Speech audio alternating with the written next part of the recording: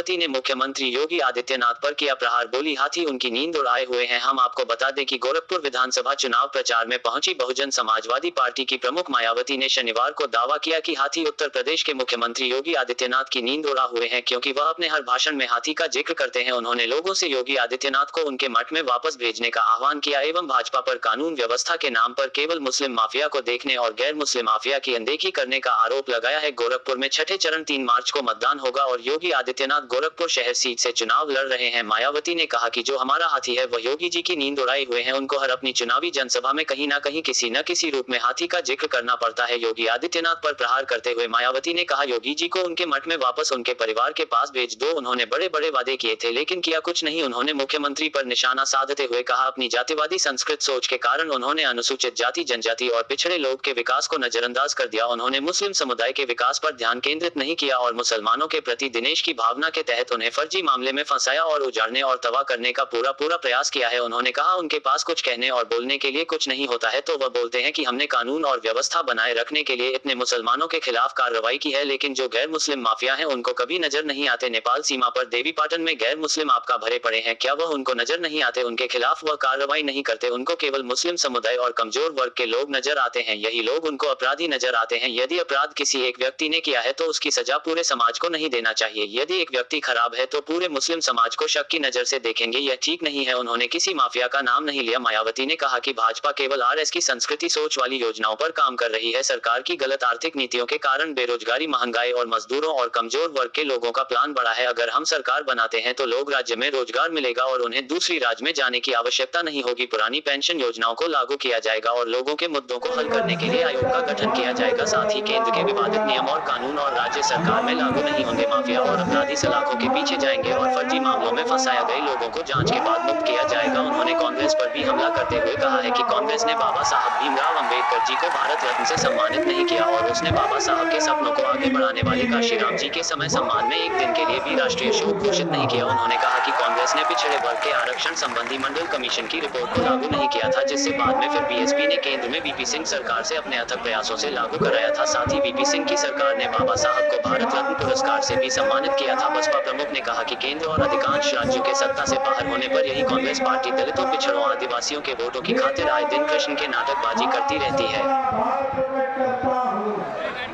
साथियों, ये 2 दल मिलकर के